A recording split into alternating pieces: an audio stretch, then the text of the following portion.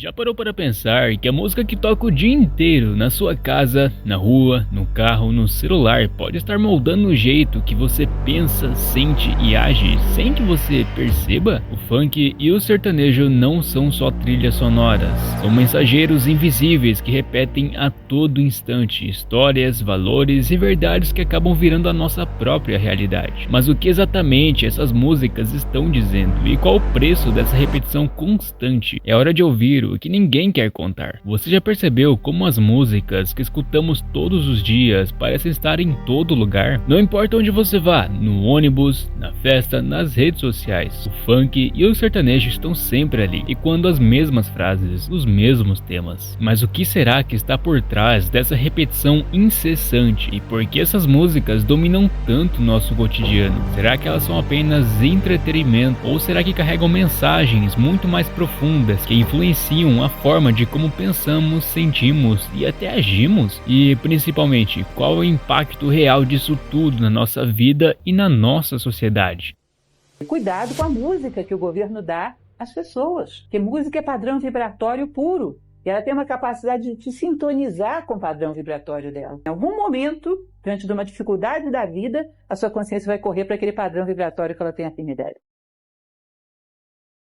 Acredite se quiser, mas o funk não nasceu nas favelas. Pior, ele chegou ao Brasil pelos ricos da Zona Sul, no final dos anos 70, importado em vinil dos Estados Unidos, embalados por soul, disco e Miami Bass. Era o som das pistas refinadas dos DJs modernos, mas o que era luxo virou resistência. Quando caiu nos becos e vielas, o funk encontrou um novo corpo, o da periferia. Nos anos 80, ele já não era sobre festa.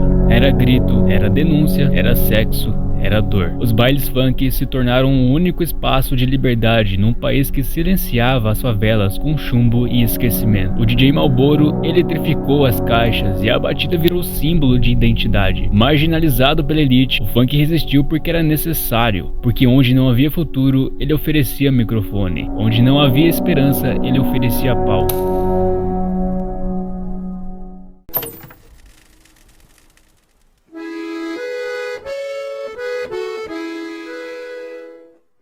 E se o funk virou voz nas ruas, o sertanejo ecoou no campo. Dois mundos que pareciam distantes, mas que carregavam a mesma história de luta, transformação e identidade.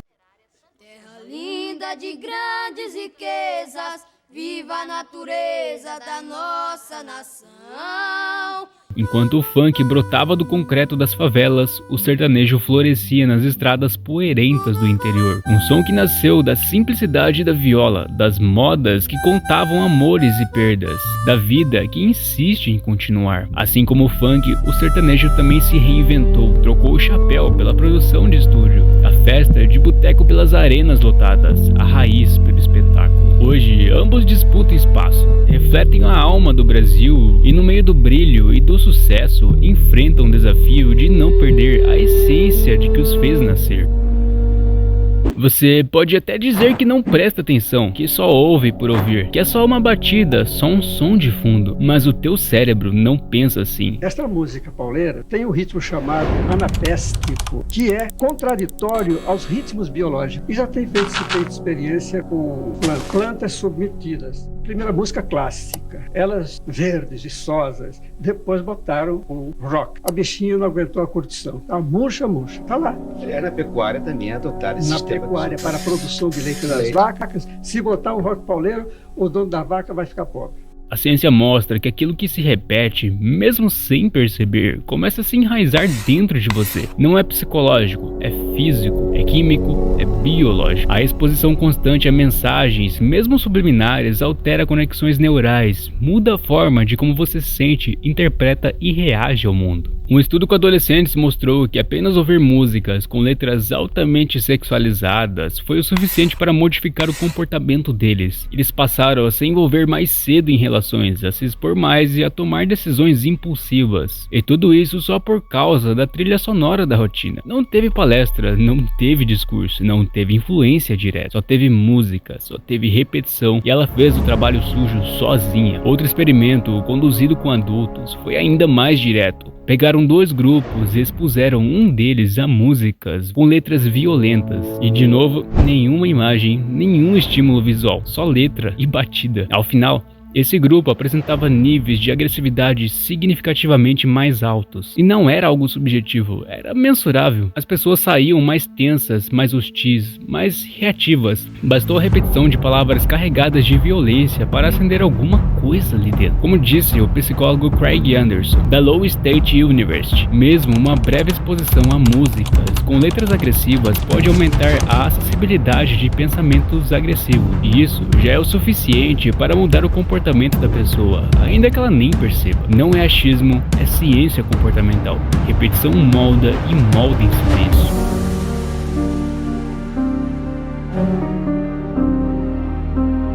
Porque a música não é só arte, é ferramenta. E quem entende isso manipula em silêncio. A música não tá mais tocando para entreter, ela tá programando. E o mais cruel é que tudo parece normal. Afinal, tá todo mundo ouvindo, tá todo mundo cantando, tá todo mundo rindo. Só que por dentro, devagar, como um cupim que ninguém vê, ela vai corroendo as estruturas. E um dia, quando tudo desmoronar, você não vai nem lembrar que a música foi uma das principais ferramentas e armas desse sistema. Mas nem sempre foi assim. As músicas sempre repetiram ideias. Só que o que se repetia antes era diferente. O refrão era amor, era saudade, era esperança. Uma estrada de pedra que passa. Veja bem, você consegue ver uma diferença muito clara para as músicas clássicas brasileiras e até exteriores. Vamos colocar um exemplo grande aqui, Elvis Presley com alguma referência atual. Seja quem for, você vai ver uma diferença clara e absurda. As letras falavam de promessas, de futuro, de perdão. Se um jovem errava, aprendia com a dor. Se amava, escrevia uma carta. As canções eram o espelho da alma e não da carne. Hoje a repetição é outra. Agora o refrão é: ninguém vale nada. Aproveita enquanto dura, usem antes que te usem. A melodia é viciante, o clipe é hipnótico, o algoritmo entrega num prato. E o cérebro, coitado, não tem filtro, ele só aprende o que recebe. E aquilo que é repetido, como dito, vira verdade. Não por acaso, o número de jovens com depressão disparou. A ansiedade virou epidemia, o amor virou piada, a promiscuidade virou desafio do TikTok. As relações, descartáveis como stories de 15 segundos. Segundo a OMS, os transtornos mentais já são a principal causa de afastamento do trabalho entre jovens. O número de divórcios no Brasil nunca foi tão alto e a solidão é tão comum que já nem assusta mais. Ah, mas a música moldou isso? Não sozinha, mas ela repetiu, reforçou e normalizou. Fez o trabalho sujo de forma limpa, disfarçada de entretenimento. Como diria o neurocientista Daniel Levitt, autor de This Is Your Brain on Music, a música tem o poder de reorganizar o cérebro. A exposição constante a certos padrões sonoros afeta diretamente o comportamento e as emoções das pessoas, sem que elas tenham consciência disso. É por isso que hoje, o que um dia escandalizava, agora é trend. O que um dia era trauma, agora é só letra chiclete. Porque o que um dia era lar, agora é só um lugar barulhento. A música não embala mais sentimentos, ela os substitui. E quem controla o que você ouve, controla no que você acredita, no que você aceita e no que você se torna. Isso aqui não é sobre gosto musical, é sobre reprogramação de valores. Silenciosa, repetitiva e diária. A maioria das músicas populares de hoje reforça padrões que, no mundo real, geram sofrimento. Insistem na ideia de que traição é natural, de que sexo casual é liberdade, de que desrespeito é força, que não vale a pena confiar em ninguém, que sentir é fraqueza, que amar é coisa de trouxa. E como essas mensagens estão embaladas em ritmos viciantes, elas passam direto pelas defesas da mente e se instalam. Aos poucos, esses padrões se tornam aceitáveis, depois desejáveis, até que, de tanto serem repetidos, viram regra. E o pior, ninguém percebe essa transformação acontecendo, porque o cérebro associa ritmo ao prazer. A A batida acelera o corpo e o refrão cola na cabeça, e a mensagem, por mais tóxica que seja, entra como se fosse inofensiva. É assim que valores universais como respeito, empatia, família, fidelidade, responsabilidade e amor vão sendo distorcidos. Eles não são mais apresentados como virtudes, são retratados como fraqueza. Enquanto isso, comportamentos destrutivos são exaltados como símbolo de poder e autenticidade. O resultado é uma geração inteira crescendo com referências quebradas. Gente que aprendeu com a música que sentir não vale a pena, que tudo é sobre status, que relações são jogos de ego e que o outro é sempre descartável. Não porque essa geração é a pior, mas porque a trilha sonora da vida dela ensinou tudo ao contrário do que era para ensinar. No Brasil, um levantamento feito pela UFRGS analisou o conteúdo das músicas mais tocadas no país nos últimos 15 anos. O resultado? Mais de 70% abordavam temas como traição, ostentação, vingança, alcoolismo ou erotização excessiva. E isso em ciclos repetitivos, quase hipnóticos. Agora, olha o cenário que se formou. Os índices de depressão entre jovens aumentaram mais de 100% nos últimos 10 anos. A ansiedade virou epidemia. A promiscuidade deixou de ser vista como um risco. Virou status. Casamento duram menos. Laços familiares se rompem mais cedo. Vícios se disfarçam de liberdade. Tudo isso ao som de trilhas sonoras repetidas 1000 vezes por dia.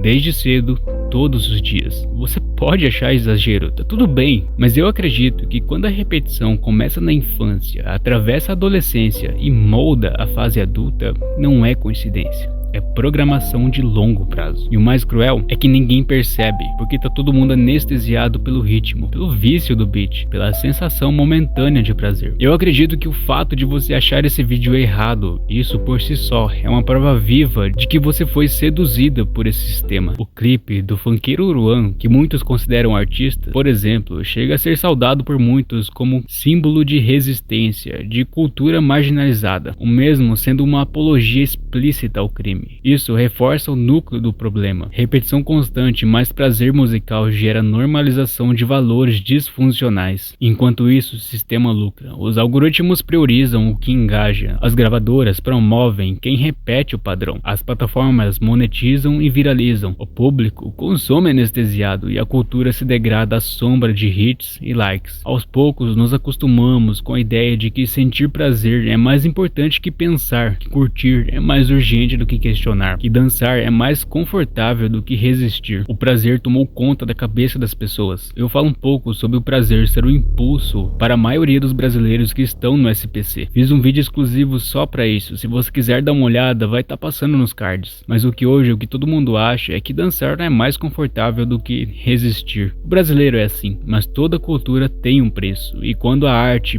para de levar e começa a entorpecer, ela deixa de ser linguagem e vira veneno. O veneno doce, ritmado, que escorre nos ouvidos e contamina a alma sem dor, sem pressa e sem freio. Você pode dizer, é só música, mas a verdade é que nenhuma civilização sobreviveu por muito tempo zombando da própria ruína. Nenhuma sociedade que cultuou o vulgar prosperou por muitas gerações. E toda cultura que aplaude o criminoso e ridiculariza o justo está assinando, pouco a pouco, seu atestado de falência moral. A pergunta que resta é: até quando?